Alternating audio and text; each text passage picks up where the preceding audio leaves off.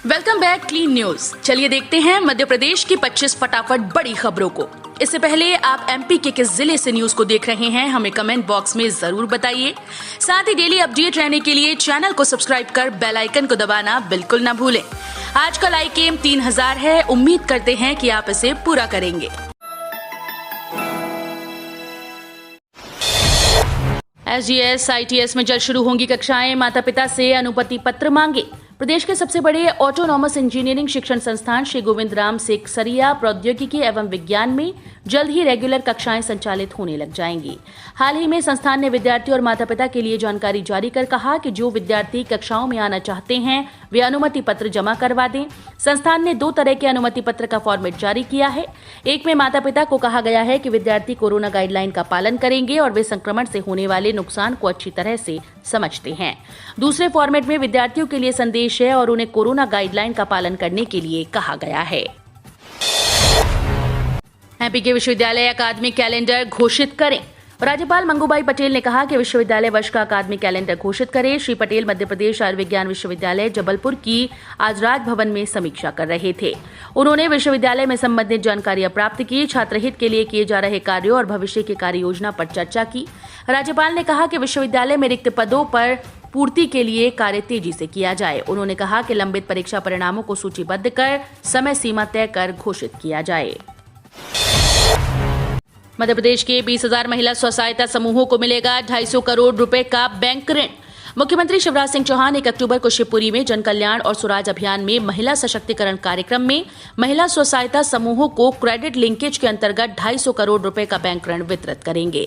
इससे प्रदेश की 20,000 महिला स्व सहायता समूहों को सीधा लाभ मिल जाएगा। 20 नहीं 10% तक बढ़ सकता है BCLL की सिटी बस का किराया। पेट्रोल डीजल के लगातार बढ़ रहे दामों का असर अब सिटी बस सेवा पर भी पड़ने लगा है। भोपाल सिटी लिंक लिमिटेड ने राजधानी में संचालित लो फ्लोर व मिडी बसों का किराया बढ़ाने का प्रस्ताव एक बार फिर से परिवहन विभाग को भेजा है। इससे सिटी बसों का 20% तक यात्री किराया बढ़ने की मांग की गई है। इधर परिवहन विभाग ने इसे घटाकर 10% कर दिया है। आने वाले 2 दिनों के अंदर इसके आदेश जारी हो सकते हैं। यात्रियों को रेलवे स्टेशन पर भी मिलेगी एयरपोर्ट जैसी सुविधाएं। मध्य प्रदेश में रेलवे स्टेशन के हाईटेक बनाने और एयरपोर्ट जैसी सुविधाएं देने के लिए हबीबगंज को तैयार किया जा रहा है। इसी बीच खबर आई है कि अब प्रदेश के जबलपुर स्टेशन को दूसरे हाईटेक स्टेशन के रूप में विकसित किया जाएगा, जिससे रेल यात्रियों को एयरपोर्ट जैसी सुविधाएं मिल सकें। पश्चिम मध्य रेलवे ने जबलपुर रेलवे स्टेशन को लेकर प्लान तैयार कर लिया है और काम भी शुरू हो गया है। बिल्डिंग पर व्हाइट वॉश किया जा रहा है। वहीं प्लेटफॉर्म नंबर 6 की ओर से बने दूसरे गेट की बिल्डिंग पर ग्लास फाइबर लगाए जा रहे हैं। रेल नीति में संशोधन, अब तहसील स्तर पर समूह बनाकर रेत खदानों की होगी नीलामी। रेत नीति में संशोधन को कैबिनेट ने मंजूरी दे दी। संशोधन के बाद छतरपुर जिले में तहसील स्तर पर रेत खदानों के समूह बनाकर नीलामी की जाएगी। अक्टूबर माह में रेत खदानों की नीलामी होगी। रेत ठेका की अवधि अक्टूबर 2021 से 2023 तक के लिए होगी। ठेके के जरिए जिले की 48 रेत खदानों में मौजूद 18 लाख घन मीटर रेत की नीलामी की जाएगी। खनिज मंत्रालय स्तर से नीलामी के लिए जिले से रेत खदानों की जानकारी पहले ही जुटाई जा चुकी है। अब निविदा की तैयारी शुरू हो गई है। मध्य प्रदेश में डेंगू का डंक, इन जिलों में मिल रहे मरीज, सबसे अधिक बच्चे प्रभावित। मध्य प्रदेश में डेंगू के मामले तेजी से बढ़ रहे हैं। इसके साथ ही वायरल फीवर के मरीजों की संख्या भी लगातार बढ़ रही है। सबसे बड़ी बात तो ये है कि डेंगू और वायरल फीवर से सबसे ज्यादा बच्चे प्रभावित हो रहे हैं, जो प्रशासन के लिए चिंता का विषय है। ग्वालियर में भी डेंगू मरीजों की संख्या बढ़ रही है। जिले में अब तक डेंगू के कुल 246 मरीज मिल चुके हैं, जिसमें 120 के लगभग बच्चे शामिल हैं। IIT इंदौर आयोजित करेगा नेशनल इनोवेशन अवार्ड समारोह। भारतीय प्रौद्योगिकी संस्थान इंदौर द्वारा नेशनल इनोवेशन अवार्ड आयोजित किया जाएगा। इसे लेकर संस्थान ने तैयारियां शुरू कर दी हैं। इसमें इनोवेशन करने वाले विद्यार्थियों और उद्योग संचालकों को सम्मानित किया जाएगा। समारोह के तहत संस्थान में विभिन्न कार्यक्रम भी आयोजित किए जाएंगे। 18 कैटेगरी में अवार्ड दिए जाएंगे। इसमें aerospace, defence, innovation, automotive, electronic product, engineering development, internet of things, पर्यावरण और कई विषयों में किए गए शोध की जानकारी ली जाएगी। मध्य प्रदेश में बने 2 वेदर सिस्टम, इंदौर, उज्जैन, शहडोल में तेज बौछारें पड़ने की संभावना। बंगाल की खाड़ी से उठा तूफान आगे बढ़ा तूफान गुलआब वर्तमान में कमजोर पड़कर गहरा कम दबाव का क्षेत्र बन गया। साथ ही मराठवाड़ा और उससे लगे गुजरात पर सक्रिय है। उधर बंगाल की खाड़ी में भी एक गहरा कम दबाव का क्षेत्र बना है। मौसम विज्ञानियों के मुताबिक इन दो सिस्टम के कारण आज गुरुवार को इंदौर, उज्जैन, शहडोल, रीवा संभागों के जिलों में तेज बौछारें पड़ने की संभावना है। हवा का रुख दक्षिणी से रहने वाले राजधानी में गरज चमक के साथ बौछारें पड़ने के आसार हैं। आईआईटी के छात्रों का बड़ा कारनामा, ऐसा करने वाला दुनिया का चौथा देश बना भारत। भारतीय प्रौद्योगिकी संस्थान दिल्ली के छात्रों ने ड्रोन के क्षेत्र में नए आविष्कार के साथ बड़ा कारनामा कर दिखाया। आईआईटी दिल्ली के छात्रों ने एक नया सॉफ्टवेयर विकसित किया जो ड्रोन के साथ अटैच होगा। उस सॉफ्टवेयर की मदद से ड्रोन को कहीं भी उड़ाया जा सकता है। इस तकनीक में किसी को ड्रोन को ऑपरेट करने की जरूरत नहीं होगी। जानकारी के मुताबिक ड्रोन में बस जगह और लोकेशन फीड करनी होगी। कैबिनेट की बैठक में बड़ा फैसला, सरकारी स्कूल जाने वाले बच्चों को 5 सालों तक मिलेगा फ्री में दोपहर का खाना। कैबिनेट ने पीएम पोषण स्कीम को शुरू करने का फैसला किया। इस स्कीम के तहत 11.2 लाख से ज्यादा सरकारी स्कूल्स के बच्चों को मुफ्त में दिन का खाना मिलेगा। सरकार ने पीएम पोषण स्कीम के तहत अगले 5 साल में 1.31 लाख करोड़ रुपए खर्च करने का फैसला किया है। पोस्ट ऑफिस ने बदले एटीएम कार्ड और ट्रांजैक्शन से जुड़े नियम। पोस्ट ऑफिस में सेविंग्स अकाउंट वाले ग्राहकों के लिए काम की खबर है। 1 अक्टूबर से एटीएम कार्ड पर लगने वाले चार्जेस में बदलाव होने जा रहा है।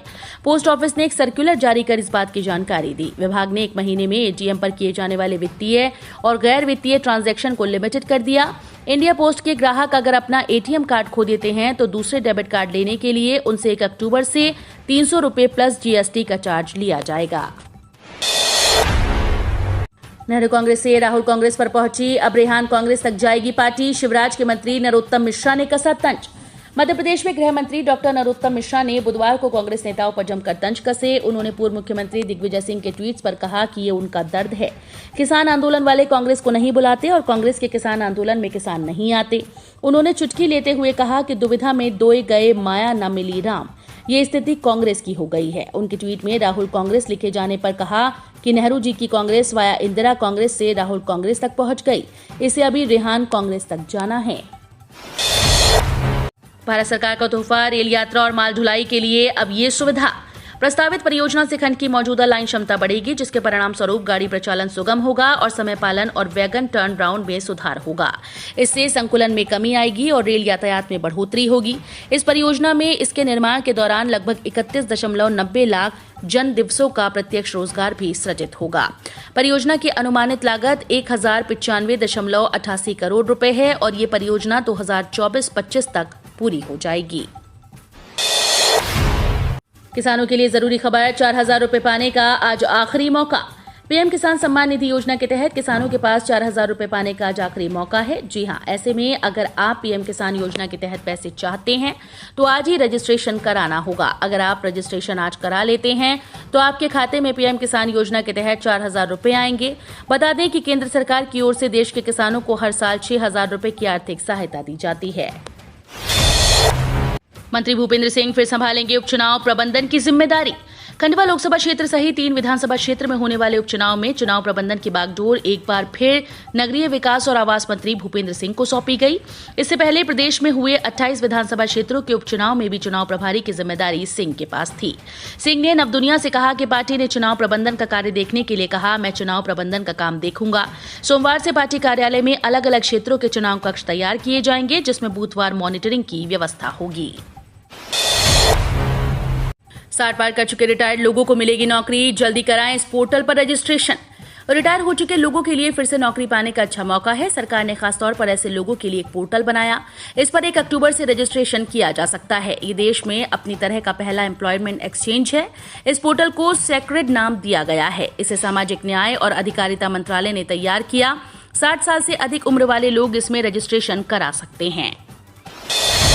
सोना सस्ता होने से ग्राहकों की लगी लॉटरी। अब 26,981 रुपए में मिल रहा 10 ग्राम गोल्ड। सोना या फिर सोने के गहने खरीदने की चाह रखने वाले लोगों के लिए अच्छी खबर है। इस कारोबारी हफ्ते के दूसरे दिन भी सोने के साथ साथ चांदी की कीमत में गिरावट का सिलसिला जारी रहा। सोना गिरकर एक बार फिर से 46,000 रुपए प्रति 10 ग्राम से नीचे पहुंच गया। वहीं कीमतों में गिरावट की वजह से चांदी भी 60,000 रुपए प्रति किलोग्राम के आसपास कारोबार कर रही है।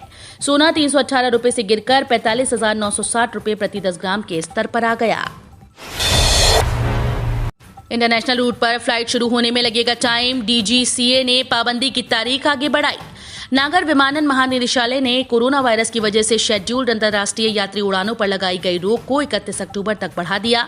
DGCA ने कहा कि हालांकि चुनिंदा मार्गों पर मामला दर मामला आधार पर सक्षम प्राधिकरण की अनुमति से अंतर्राष्ट्रीय शेड्यूल्ड उड़ानों की अनुमति दी जा सकती है। कोरोना वायरस महामारी की वजह से 23 मार्च 2020 से शेड्यूल्ड अंतर्राष्ट्रीय उड़ानों पर रोक लगाई गई थी, लेकिन मई 2020 से वंदे भारत मिशन के तहत विशेष अंतर्राष्ट्रीय उड़ानों का परिचालन हो रहा है। DHRA-CA के बाद मिलेगा NDA का फायदा। केंद्रीय कर्मचारियों को सरकार ने खुश करने में कोई कसर नहीं छोड़ी। पहले DA को 28% कर दिया गया, उसके बाद HRA और सिटी अलाउंस को बढ़ाया गया। आने वाले दिनों में महंगाई भत्ते को और 3% बढ़ाने पर विचार कर रही है। ऐसे में सरकार जल्द ही एक और अलाउंस को बढ़ा सकती है। वास्तव में केंद्रीय रक्षा विभाग के कर्मचारियों की ओर से नाइट ड्यूटी अलाउंस की लिमिट खत्म करने की डिमांड रखी है, जिसका फायदा जल्द ही डिपार्टमेंट के कर्मचारियों को मिल सकता है। अफगानिस्तान ईरान से हींग की आवक कमजोर, भाव 20,000 रुपए तक पहुंचे। बाजार में हींग की आवक कमजोर बनी हुई है। ईरान और अफगानिस्तान में पैदा होने वाले इस मसाले का सबसे बड़ा खपत करने वाला देश भारत है। बीते दिनों अफगानिस्तान के तनाव के कारण वहां हींग का उत्पादन कमजोर है। ईरान से भी आवक प्रभावित हो रही है, क्योंकि अफगानिस्तान व पाकिस्तान के रास्ते माल भारत तक मुश्किल से पहुंच रहा है। माल की आवक कमजोर होने से हींग के भाव स्थानीय बाजार में तेज बताए जा रहे हैं। डी और प्रमोशन के लिए कर्मचारियों का आंदोलन शुरू। मध्य प्रदेश शासन के लगभग 5 लाख कर्मचारियों ने महंगाई भत्ते और प्रमोशन के लिए आंदोलन शुरू कर दिया। कर्मचारियों की 5 मांगे हैं। आंदोलन 4 चरण में पूरा किया जाएगा। पहले चरण के तहत प्रदेश भर में कर्मचारियों ने मुख्यमंत्री और मुख्य सचिव के नाम SDM और तहसीलदारों को ज्ञापन सौंपा। इसके बाद भोपाल में बड़े धरना प्रदर्शन की तैयारी है। किसानों के लिए बड़ी खुशखबरी, मिलेंगे 15 लाख, जाने कैसे उठा सकते हैं लाभ।